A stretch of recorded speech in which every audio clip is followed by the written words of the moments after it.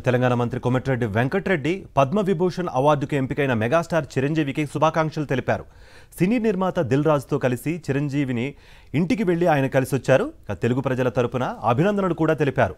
పునాది రాళ్ల నుంచి ప్రారంభమైన చిరంజీవి సినీ ప్రస్థానం ఎన్నో సందేశాత్మక సినిమాలు సమాజాన్ని ప్రభావితం చేశాయన్నారాయన.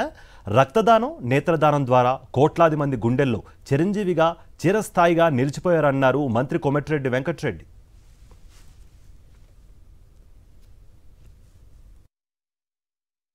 పునాది రాళ్ళు లాంటి మొదటి సినిమాతో మొదలుపెట్టి ప్రయాణం ఈరోజు పద్మవిభూషణ్ దేశంలోనే 2వ అత్యుత్తమ అవార్డు తీసుకున్న గౌరవనీయులు చిరంజీవి గారికి ముందుగా తెలంగాణ రాష్ట్ర సినిమాటోగ్రఫీ శాఖ మంత్రిగా మా ముఖ్యమంత్రి గారి తరఫున, రాష్ట్ర ప్రభుత్వం తరఫున, తెలంగాణ ప్రజల తరఫున, తెలుగు ప్రజల తరఫున వారికి శుభాకాంక్షలతో పాటు నటించిన కొన్ని సందేశాత్మక సినిమాలు చూసినప్పుడు మనం యువకులుగా ఉన్నప్పుడు కానీ అందరూ కూడా నచ్చే సినిమా ఠాకూర్ లాంటి సినిమాలు ఇటీవలనే రిలీజ్ అయిన తర్వాత ఉయ్యాలవాడ లాంటి స్వాతంత్ర సమరయోధునిగా వారు నటించిన వారి నటన ఏ సినిమాలో చూసుకున్నా ఏదో ఒక మంచి సినిమా మెసేజ్తో ఒక ఉత్తమ నటుడిగా నిజంగా పద్మవిభూషణ్ అవార్డు అందుకోవడం నిజంగా మా గర్వకారణం.